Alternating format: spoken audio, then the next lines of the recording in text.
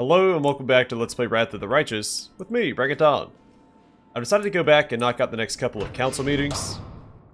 And then we'll prioritize the new DLC Rich content. girl, I want to know more about your childhood. I am composing an addendum about the lives of illegitimate children of noble families in Avestan. Or is bastards the correct term? Why, you... Never mind. Taking offense at your lack of manners would be foolish. But one day, we shall take a walk somewhere free from listening ears, and I shall tell you everything. More than you could hope for. Good old Camellia.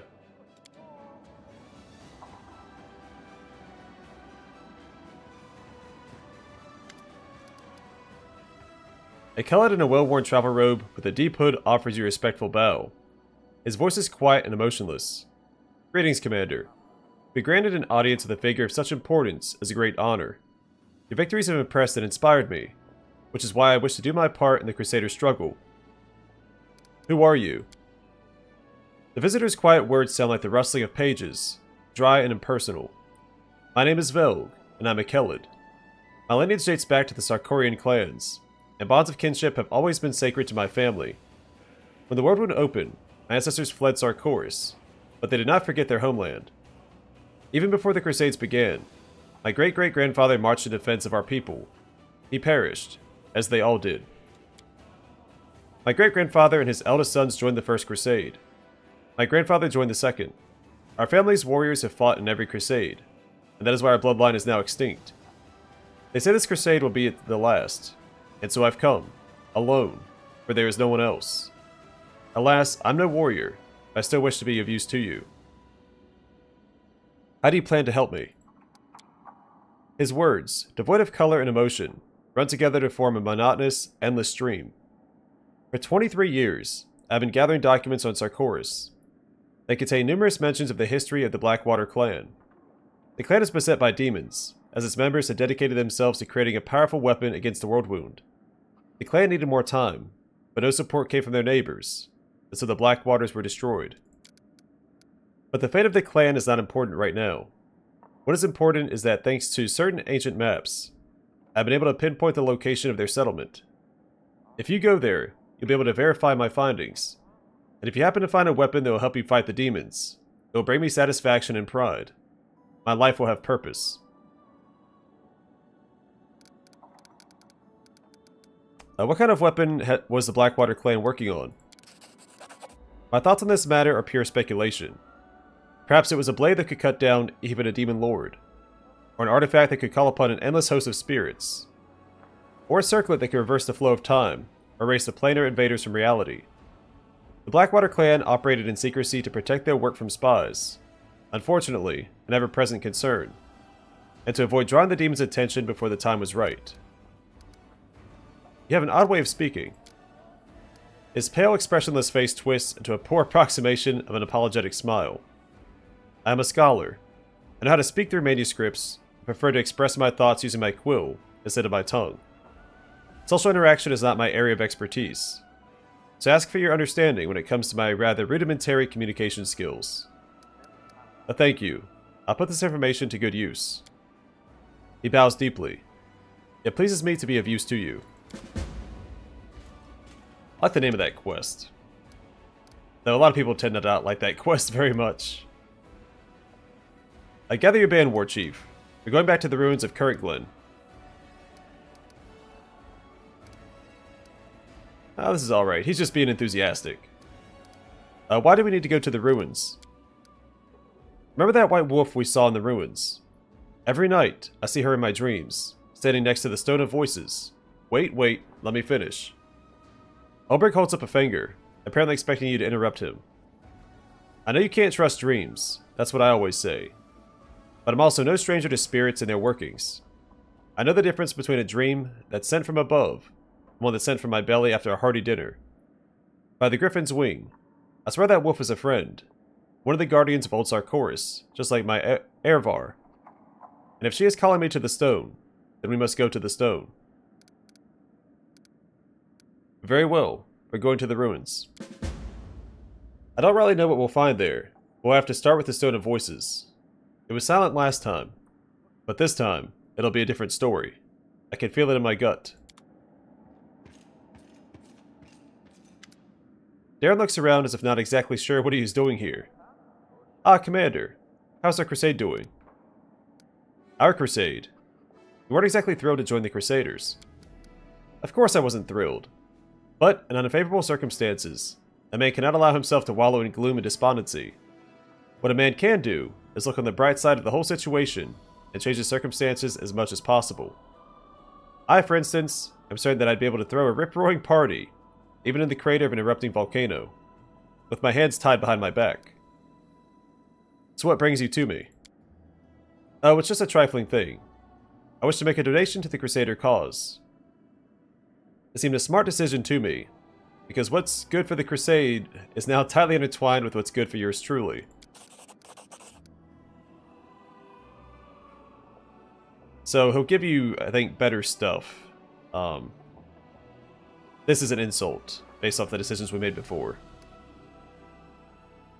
I did have to give the revenue for my estates a good shake-up, and send a few couriers scurrying about. In the end, I managed to acquire a couple of decent items. All in all, here's my donation to the Crusade and its commander. You must try them out for yourself. Offer these gifts from the bottom of my heart. I can sense your own agenda and your choice of gifts.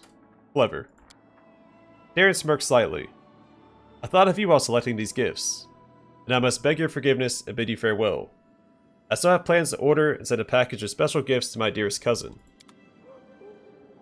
Yeah, so we made one poor decision during the party. I didn't think that'd be enough for him to insult us like that. I thought we had a little more wiggle room.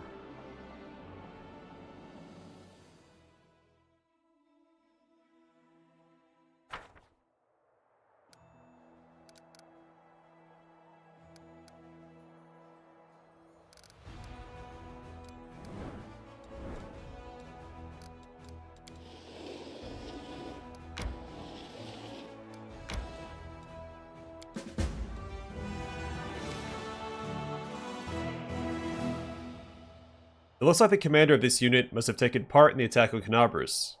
What else would explain the item in his chest looted from the Tower of Estrad Museum that the Crusaders found? Unavoidable drill. Whenever the wielder of this +3 keen light pick attacks an enemy with DR, the DR is decreased by 1 until the end of the combat.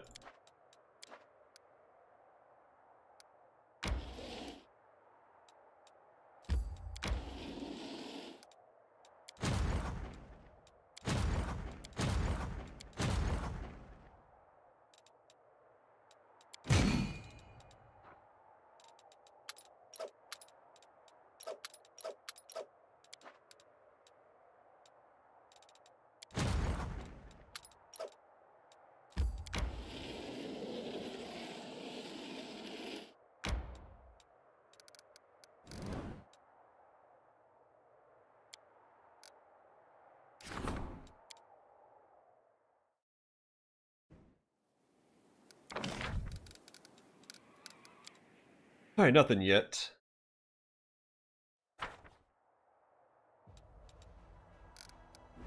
I kind of want to stick around until we knock out the rest of the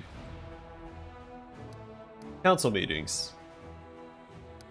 So to optimize our time spent out and about. We just rested, so this is actually less than a day before those finish.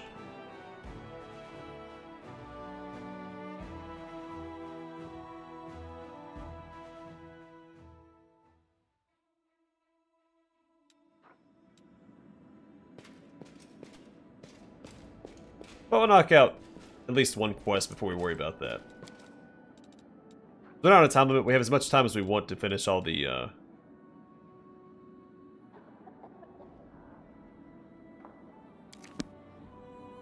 any quests or exploration or decrees we want.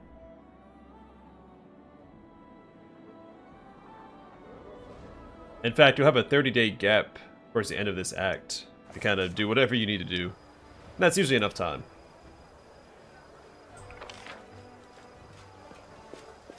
So we need to talk to Char, then we need to talk to Social at night.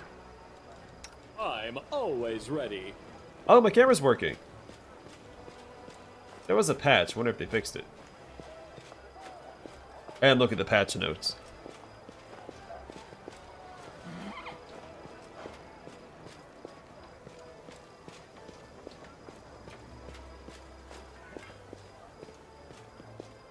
I've already talked to Char about Morveg missing, so I'm not sure what else he has to say.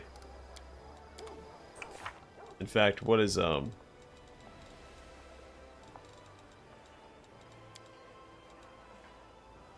yeah. Sorry, updated for that. I'm gone.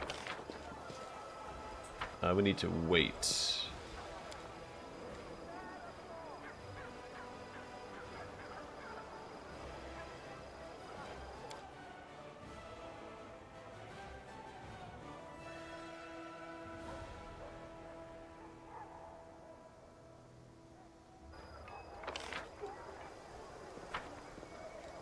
Should move.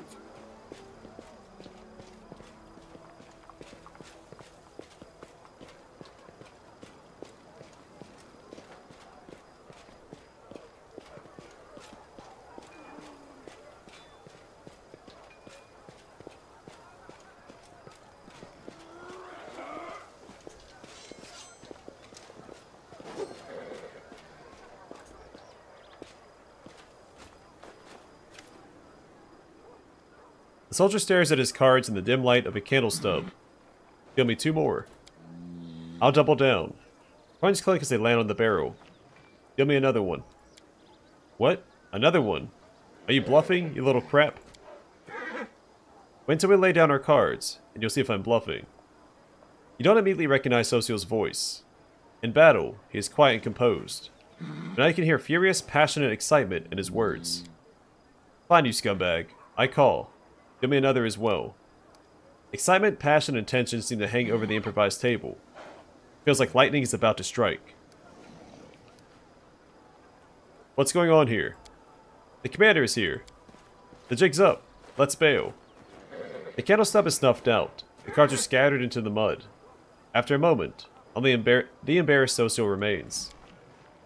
Well, they all ran off. His voice no longer holds that hint of excitement. It's not like we were doing anything wrong. Everyone was mostly sober. I made sure they behaved themselves.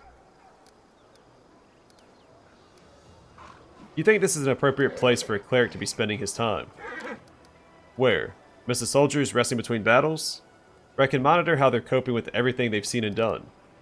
Yes, I think it's a very appropriate place for a cleric. I know you would never lie to me, so I think you must be lying to yourself. You didn't come here to minister to the soldiers. Why else would I come here then? Want a copper or two? You said it yourself. The soldiers come here to unwind. Don't you need that too?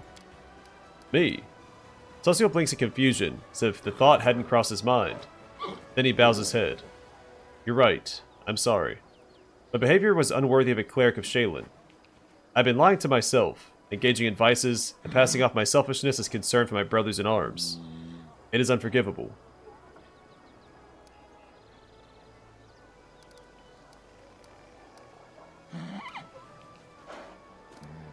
But don't be foolish. You're mortal, just like the rest of us. Not some all-powerful deity of mercy. You need time to relax like the rest of us. Please be honest with yourself. After a long silence, Socio nods. I mean, I know I'm playing a paladin, but I don't play lawful stupid, I play grounded, you know, a sensible paladin. After a long silence, Socio nods. Thank you. It's all jumbled up in my mind. This war and the horrors it holds. Our soldiers and what they tell me in their confessions. My own responsibilities. Lines from Holy Scripture. In the midst of all this, it's easy to forget I have my own needs and desires. Thank you for reminding me. The cleric picks up a dirty playing card and twirls it in his fingers. I'll not come here again. Please, don't forbid these games. Things here are mostly civil, I swear, aside from the rare heated argument. But you know what? Socio smiles. That excitement when you have almost no chance of winning, and the risk is high, even though the stakes aren't life or death, just a handful of coppers. I'll miss that. Do you mind if I drop by your quarters sometime with a pack of cards? Don't even think about it. Go find some other gamblers to play with. Social's smile fades. Whatever you say. In any case, thank you for helping me gather my thoughts. Good night.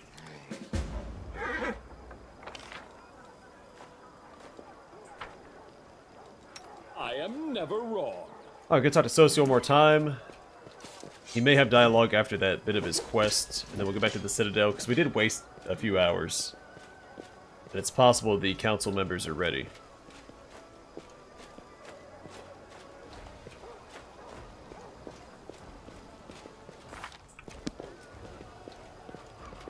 We do it my way.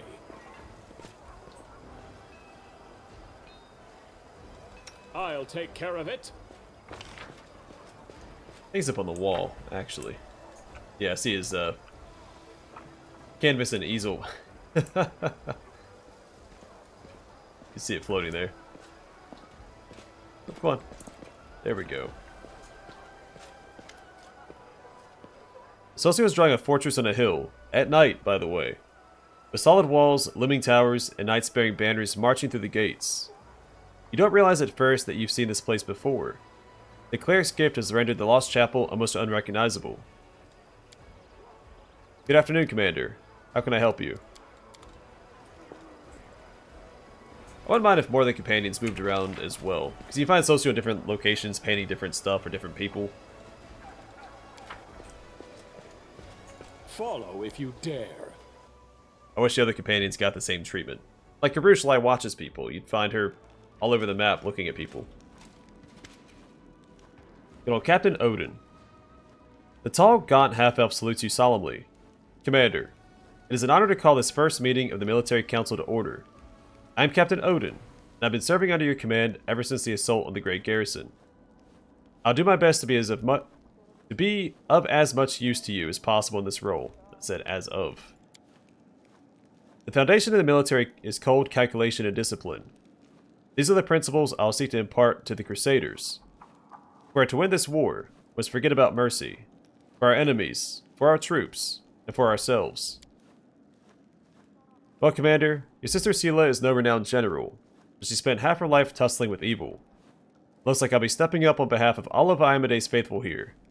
I hope my advice will prove useful. The enemy has us beat on both numbers and strength.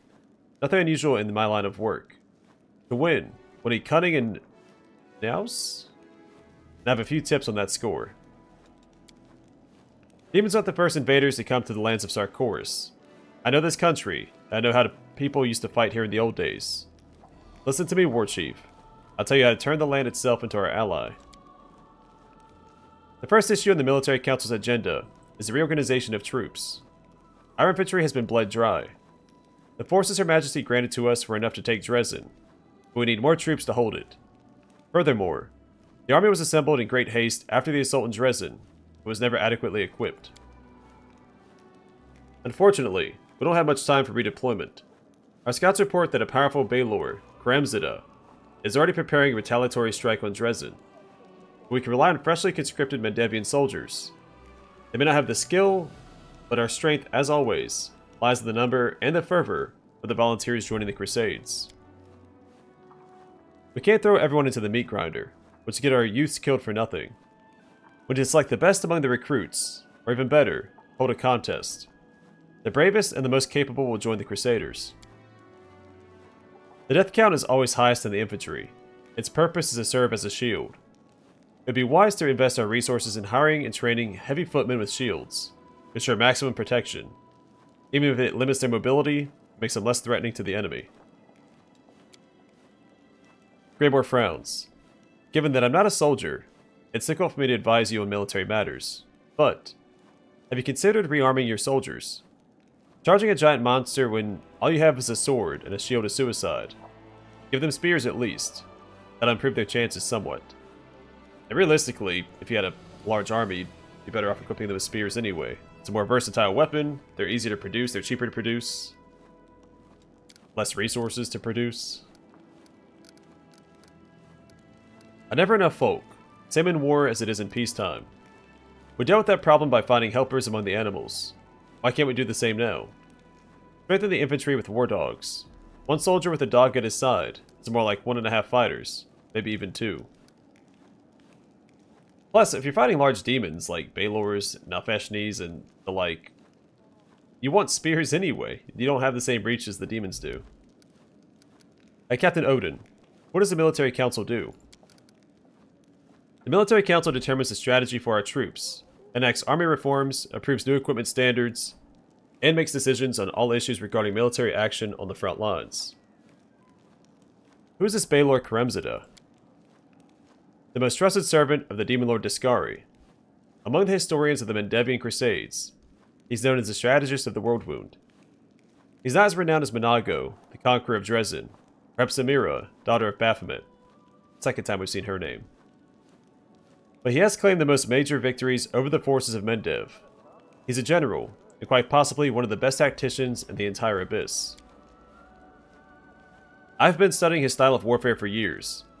He may seem like an ordinary demon, another typical war taskmaster, but that's a fallacy. Like a beast following his scent, he sets his weaknesses in his enemy's defenses and strikes at them, sending soldiers to bring targeted carnage. His uncanny charisma attracts more and more soldiers to him, so he's never short on troops and sacrifices them like pawns whenever he pleases, in order to achieve his victories. Kremzida is the face of the demon host. For many years, I've been gathering research on him, preparing for the day our armies would clash with his once more. I hope my council will help you defeat him, but so far, Kremzida has known no defeats. I have a question for my advisors. Ready to answer any questions you may have, Commander. Sela, have you ever commanded an army before? Not on a scale like this, of course not. But I fought evil, and I know its tricks. Besides, war makes people callous, and it's always useful to have a paladin advisor around to remind you, at a crucial moment, what we're actually fighting for, right? Regil, why do you wish to sit on the Military Council? I have command experience, and I intend to impart to the Crusaders at least a modicum of the discipline and rigidity of the Hell Knights. Excuse me, I got a frog in my throat. The quality of the Mendevian staff currently available to you leaves much to be desired. Regil glances at the wincing Captain Odin. That much is certain. Greybor, you're not a soldier. What are you doing here? Greybor puffs his pipe, and after a short pause says with dignity, True, I'm not a soldier. However, I have a better understanding of killing than most. Besides, the fact that I'm not a professional soldier means I can offer you a fresh perspective and give you advice that would never occur to a career officer. Oberg, you have military experience. Do I have experience? Huh. I fought on this land back when it was still called Sarkoris. I led my clan on raids against our neighbors, drove invaders from our land. I went to war with my band against orcs and giants. What kind of Sarkorian would I be if I stood on the sidelines now? Who are you, Captain Odin? Captain Odin bows ceremoniously. I've served in the front lines of the Mendevian army for over 25 years, and in that time I've gained a wealth of combat experience. His voice sounds calm, but his face darkens at the mention of a wealth of combat experience. I'm considered one of the foremost experts on tactics and strategy in Queen Galfrey's officer corps. I spent my whole life studying the craft of warfare, and I'm familiar with the thoughts of all prominent military leaders of the last 5 centuries. Furthermore, I wholeheartedly believe in the traditions of Mendev's military art, and will gladly share my knowledge with you, Commander. I have no more questions. I'm glad to be of service, Commander. I want to hear the opinions of my advisors. Everyone looks at you expectantly. Sela, do we really need only the bravest and most capable for our infantry? Sounds like a silly question, but obviously. I mean, we can't send untrained rookies to a slaughter. We have the right to command only those who are ready for battle, those who can defeat the enemy. We must find out who has the skill and the guts. Contests are perfect for that, and a little excitement for our warriors couldn't hurt either.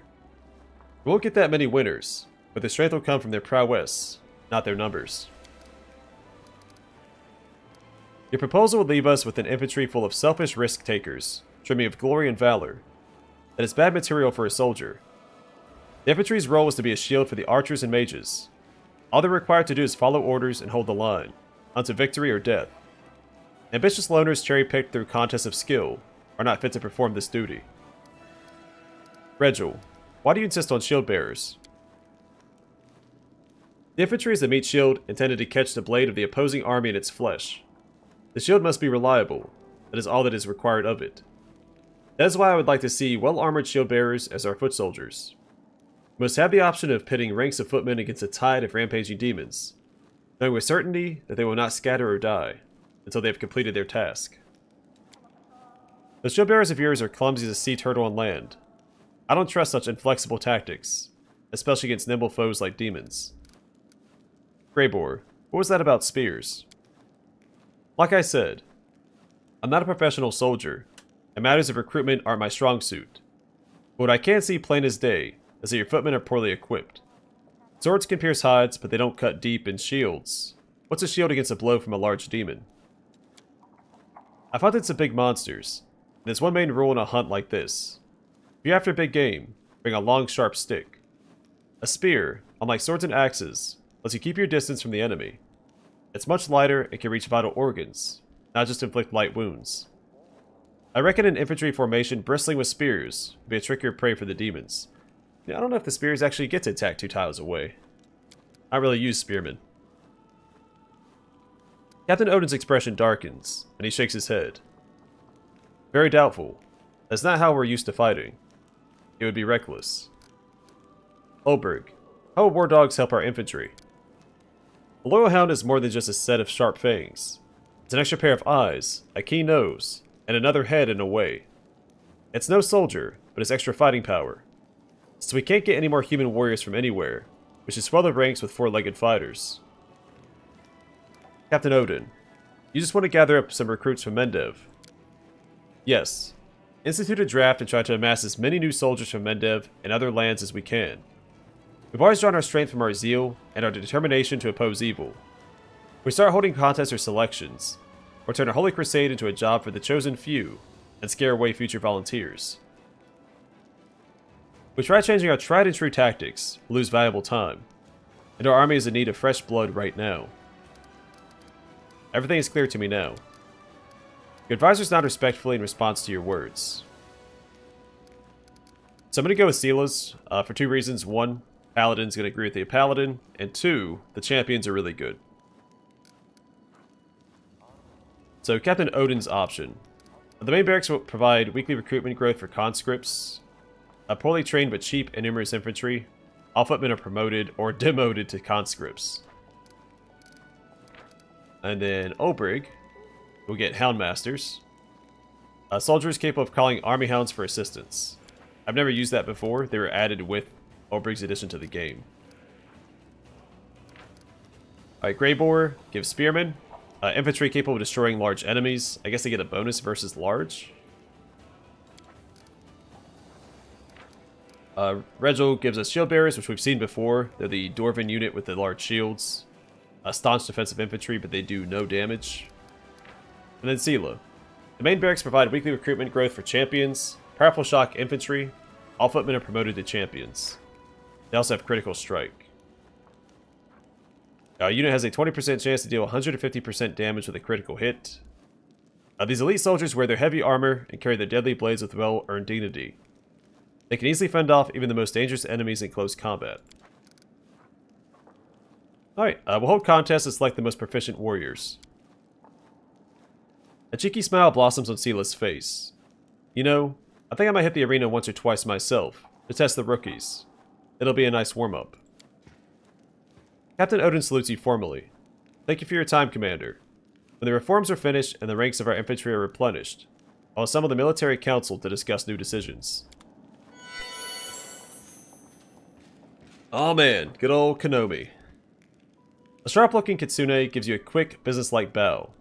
Commander, the matters before us are urgent. Let's not stand on ceremony. I am Lady Konomi, the official attaché of Neurosian. Here are my credentials. She presents a scroll adorned with Galfrey's seal. Her Majesty has instructed me to lead your headquarters diplomatic council.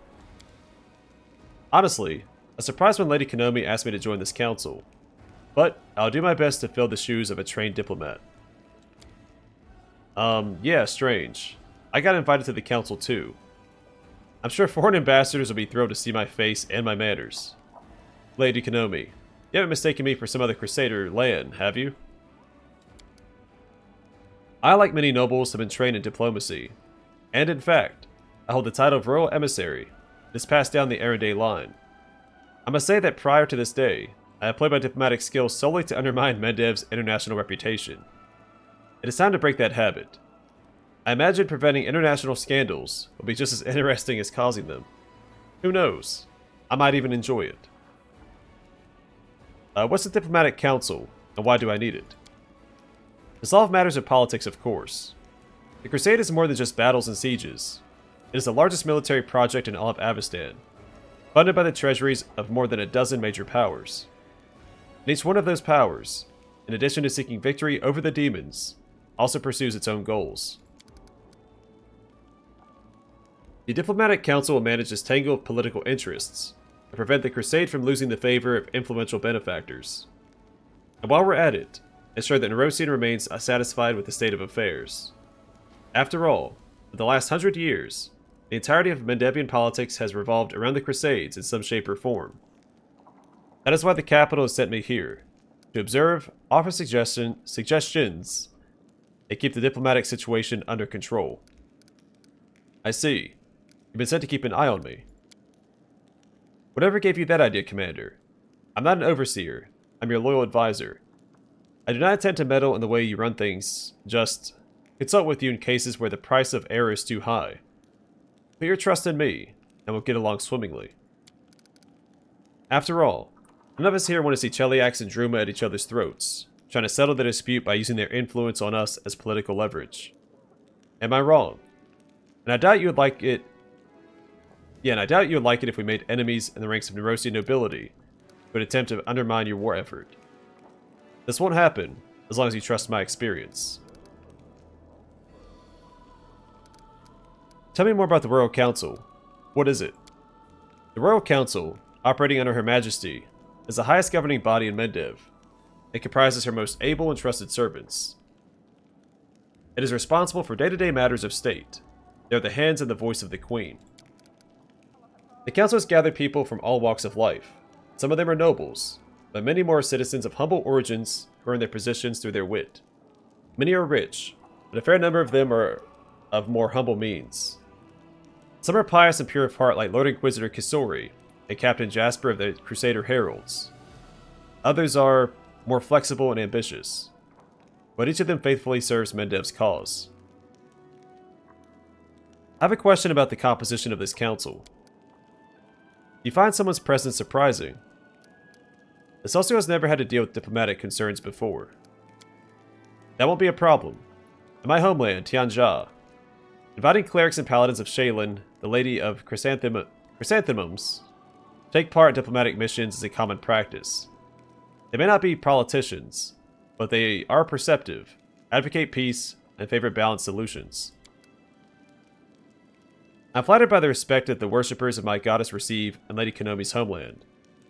Socio bows his head courteously. I won't let you down, Donald, and I'll make every effort to prevent our friends from becoming our enemies. Well, why did you want Darren to take part in the council? Why, because of Count Erenday's influence, naturally. He's a Mendevian aristocrat. The nobility will be inclined to listen to his opinion. And by ensuring the support of the nobles, we'll find ourselves powerful allies.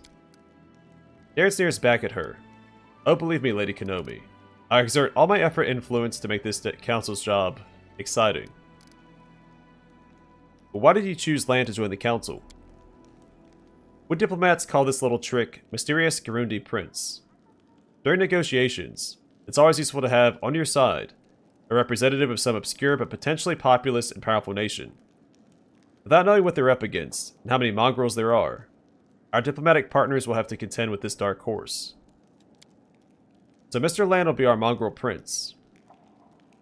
If we're negotiating with foreign ambassadors, and I make this sign, Lady Konomi crosses her fingers in an intricate gesture. You immediately start talking about how offensive their proposition is to the mongrel people. Do we have a deal, Mr. Lan? Lan scoffs and glowers at Lady Konomi. I suspected that the word diplomat was synonymous with fraud. I thought you would be deceiving me, not deceiving others with my help. No, that's not an option. I can represent the mongrels in negotiations. but I'm not going to lie through my teeth. That's his lawful nature coming through. Tell me about yourself, Lady Konomi. Who are you? Lady Konomi lowers her eyes in a show of modesty. It's unbecoming of a diplomat to talk about themselves at length, but how am I to refuse you? I come from Tianjia, from the noble Kitsune. Like any Kitsune, I've always been curious to a fault, and my adventures brought me to Avestan. And here in your lands, I'm at my first and true love, politics. I've served as a diplomat in the courts of 6 different sovereigns, but working for Her Majesty turned out to be the most interesting of all. Such riveting webs of intrigues and interests are spun around the Crusade and the World Wound. Everything is clear to me now. In that case, why don't we discuss our first pressing diplomatic issue? What's on the Council's agenda today? I hate to say it, Commander, but not everyone in Nerosian is pleased with your progress. Some believe that, to use their words, you're out of control and fancy yourself an independent leader. It wouldn't surprise me if you encounter supply disruptions in the near future. I would suggest quelling their anger. To the capital, you haven't forgotten about the chain of command. For example, you could hold a parade in honor of Her Majesty. We need to demonstrate that we're keeping Nerosian in mind. Why don't we invite the capital's High Priest to Dresden for a religious festival? It'll be appropriate, and the Church's support will shield us from the accusations of schemers. Pander to the naysayers. I think not. I propose we hold a parade in your honor, Donald. This is your victory. And if Cousin Godfrey wants to show off in front of the soldiers, she's welcome to capture something of her own. Lan's eyes flash with anger. Are they out of their mind? We've got a whole Dresden full of soldiers who need medicine, food, and weapons. And so everyone has been taken care of. We can't waste a single coin in pointless celebrations. I do like Lan's point, but I think because I'm playing a lawful paladin who's also trying to romance Godfrey, we'll probably do Konomi's option. Normally, I do make a point of not taking any of Konomi's suggestions because she sucks. We haven't gotten to where she sucks yet, but she's the only advisor that talks back when you take another option. The rest of them are like, okay, that's fine. We'll go with your decision. But she always gets all uppity with you. Also, some of her suggestions are terrible. What did I do to incur Nerosian's discontent? You are too good. Reclaim Canabras, you won the Battle of Dresden. You're a menace to the World Wound. Your authority grows, and the influence of the Queen's confidants diminishes. This creates the impression that there's only enough space for you at the top. The members of the Royal Council are afraid that you will muscle them out of the political arena altogether. After all, if you're doing so well, maybe Her Majesty doesn't need them that much. Therefore, they might try to discredit you, impede your war effort, reduce the scale of your victories. Make some concessions, and they'll see that you're open to negotiations. I want to hear the opinions of my advisors. Yeah, like here, she's talking back. Lady Konomi gives you a look of surprise. Whatever for? Aren't the wishes of the capital obvious enough? Although very well, let us hear their counsel. Social, how does inviting the High Priest to a festival help us? Without a doubt, we should remain loyal to the Queen and respect the hierarchy. But that doesn't mean we have to kowtow to the Royal Council whenever they ask. I think we should neither do their bidding nor seek to quarrel with them. Rather, we should try to take the middle path. The High Priest of Nerosian is a powerful figure, yet he's not a schemer or a politician. By inviting him to the festival, we will show that we're not cutting ties to Nerosian and let them know that we have influential friends and are not about to buckle under to the Royal Council. Darren, what's the point of taunting the capital by throwing a parade in my honor? There's a fine line between taunting and setting boundaries, and between showing respect and putting on a collar.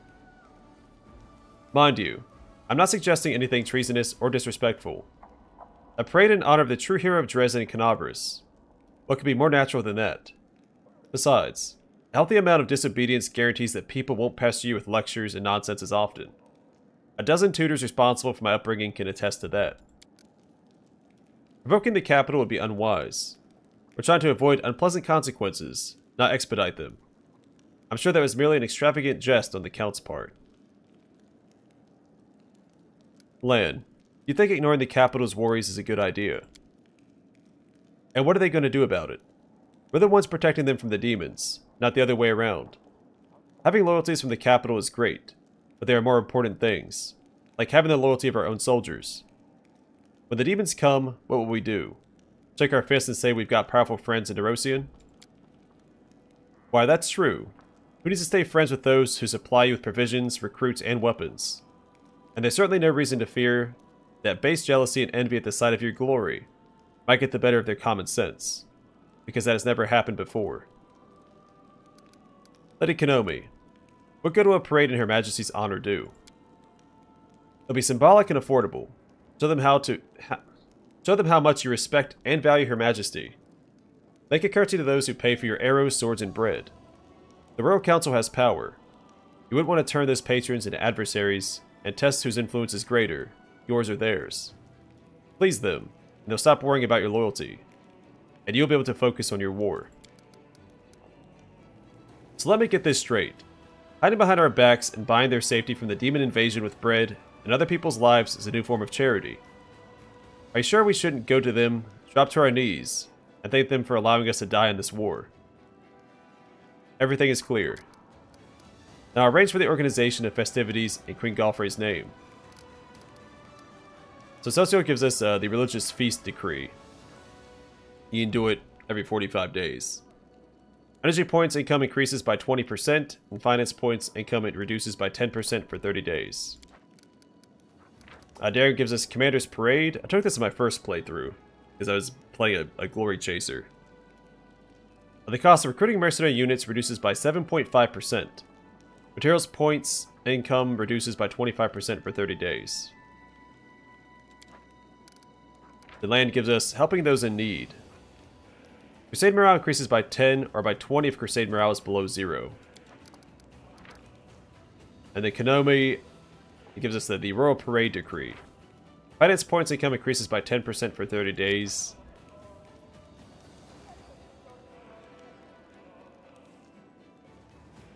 You know, if I was playing a Hell Knight, I'd go with Konomi's choice, but I think, as a Paladin, option 5 is still better.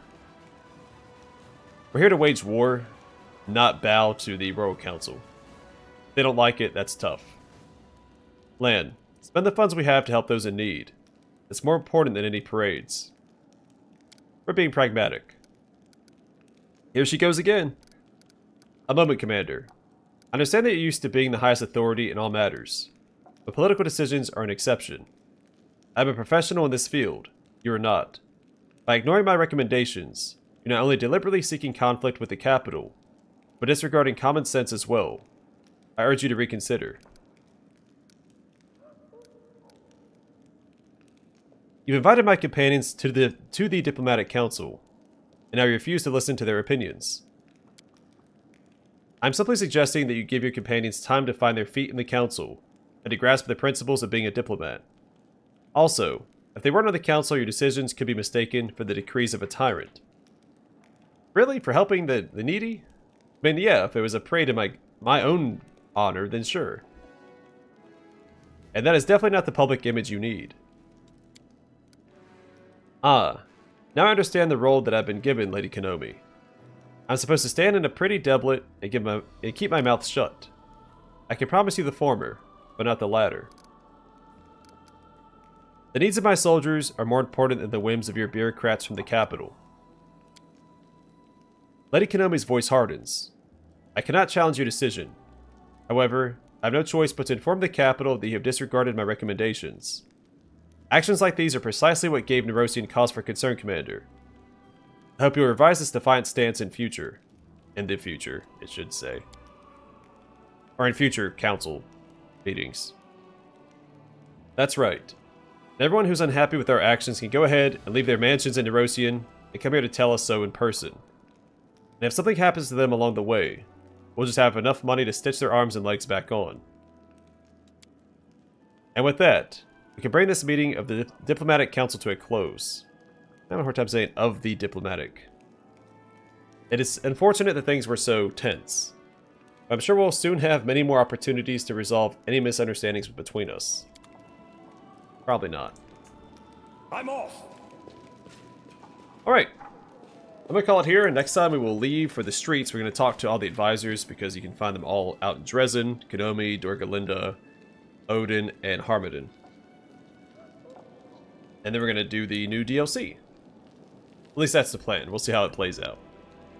I very rarely stick to my plans. There's a lot to do, and I get sidetracked pretty easily.